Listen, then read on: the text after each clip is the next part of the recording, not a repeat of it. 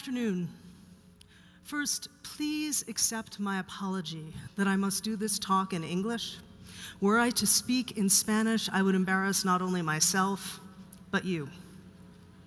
Second, I would like to start with gratitude. I would like to thank Andreas, Mr. Salinas, the staff and volunteers of City of Ideas, and I would like to thank all of you, the audience. We would not be here sharing all of our dangerous ideas, sharing our stories, if we didn't have you to talk to. We have heard some amazing stories over the last few days, stories in service of incredible work. And I love hearing these stories because story is my work, because I am a storyteller. I don't have slides yet. Well, it's a good thing I'm a storyteller because that means that I can go, storyteller, there you go. So I am a storyteller. When I tell people I'm a storyteller, all kinds of things happen. Sometimes people say, oh, that means you're an actor. Well, no, I'm not an actor. There are some commonalities between my art and the art of the actor, but no, I'm not an actor. Sometimes people say, oh, so you read books to children, and while I do tell stories to children, I don't have a book in front of me. And others say, oh, so you must be in marketing. I'm not a marketer. Marketers do use some of the tools of the storyteller, but storytelling has been around for a lot longer than marketing. And sometimes when I tell people I'm a storyteller, they sigh, shake their heads, and assume that I am a liar. I'm not a liar. Storytellers are speakers of the truth, and in fact, it's embedded in the word. Let's look at the word story and historia. Both of these words come from the Greek root finding out. When we tell stories and when we listen to stories, we are exchanging information about the world. Humans are storytelling creatures. In fact, I would argue that human beings are the only animal that use story, that story is what differentiates us from all other animals. I mean, think about it. Other animals build. Other animals adorn themselves. Other animals grieve. Other animals use tools. Humans are the only animals that we know of that use sustained narrative to convey information about the world. We use narrative to understand ourselves and our place in the world. We use narrative to reveal truth, whether it's metaphorical narrative or literal narrative. But you know, talking to you about storytelling is kind of like putting a plate of food in front of you and saying, you can only look at it. Let me tell you a story. Not so long ago, my husband and I were traveling in California. It was a wonderful trip, but by far my favorite part of this trip was when we walked along the Pacific Ocean. We went to a beach that had been important to him many, many years ago, and as we walked, I could smell the salt. I could hear the waves crashing in and watch them rushing into shore and pulling away. I admired the surfers and their bravery. We walked along a rocky ledge, and I could feel the sand gritting beneath my feet, and then we stood at the edge of that ledge and we looked out at the world. The sun was setting. The world was tinged in pink and orange and gold. I could see dolphins arcing across the horizon. It was so beautiful. We stood there and finally caught our breath, then turned and walked away, because that's what you do with the sublime. You gasp, and then you turn and walk away. And as we walked back, I saw a woman sitting with her knees drawn up to her chest, staring out at the world. I stopped behind her and I said, "It's beautiful, isn't it?" She looked up at me. "It is." "I love this place," she said. "I love this place. I used to come here all the time with my husband. We took our first date here. We brought our children here. We would come here during the butterfly migrations, and he would hold out his arms, and the butterflies would land on him. He said their feet felt like the touch of the divine." I buried him today. And I came here today because I want to remember him like this. I want to remember him covered in orange and black wings, not in a hospital bed.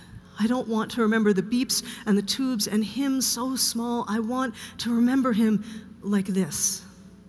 And she began to cry. I knelt down beside her and I held her until the storm passed. And then she sniffed and looked relieved and embarrassed.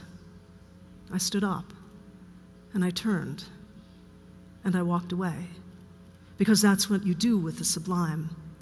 And as I walked, I reached over and held my husband's hand, his palm warm against mine. And as we walked, I thought, I am so lucky. I am so lucky. I am so lucky. Now, there was a lot happening during that story. I was telling, you were listening, to be sure, but each of you was experiencing your own moment. You were hearing your own waves. You were smelling the salt. You were seeing your own beaches. And really, it doesn't matter if it's my beach or your beach. What matters is that there was a beach, and that communally, all 3,500 of us shared that moment, shared that beach. What's more, we shared our own memories of love, of grief, of the sublime. And all of this makes sense when you think about it, because human beings are absolutely wired for stories. There have been recent functional MRI studies looking at narrative. And when people watch a video, when they're in that MRI tube, their visual cortex lights up, their audio centers light up, and that's about it. When they read, their visual cortex lights up, and their image-making centers light up, their language processing centers, but that's about it. But when they listen to a story, mouth to ear, spoken narrative, their experiential centers light up. When you hear a story, it is as though you are actually experiencing that moment. What's more, MRI images of storytellers and listeners, when compared at the same moment in the story, match. They are identical. Your brain and mine are the same when we hear a story. So, what happens when we tell stories and tell them again and again and again and shape new stories? When we tell stories, we have the power to reshape our lives. Stories are the vessel to keep out the dark. Stories build community. They build hope. They build bridges. They build possibility. When we tell stories, when we create the possibility of change, we can create new worlds, just the way that woman on the beach did. She was creating a world that was rich with the memory of her husband and butterflies, not condemned to the memory of grief and despair. Imagine, if you will, if Dr. Martin Luther King had not told his stories. Imagine if he had no listeners. When we tell stories, we create hope, and what's more, when we listen to stories, we create the possibility of change.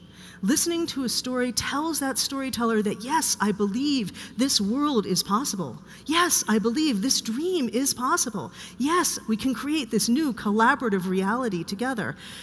And so, all that being said, I have a challenge for you. I would like you to think about the stories in your life, the stories in your home, in yourself, in your families, your organizations. Now, think about one element of those stories that you'd like to change, a little thing. Perhaps you bite your nails. Maybe your desk is too messy.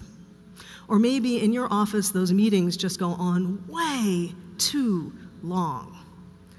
Imagine what it would be like to tell a different story.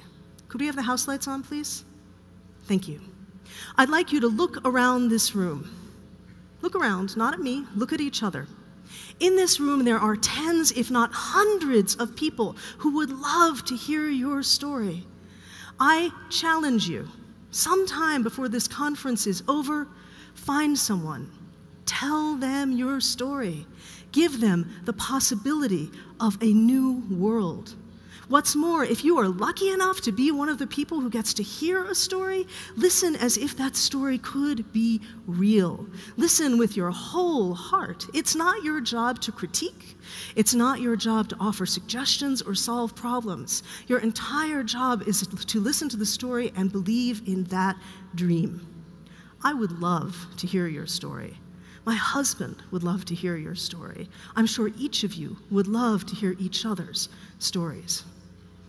So, I ask you, what if we could change our lives by telling different stories? What if we could help each other change our lives by listening to those stories, the simple act of listening? What if, together, we could re-story and restore the world? I would love to hear what happens. Thank you so much. François de la Croacia.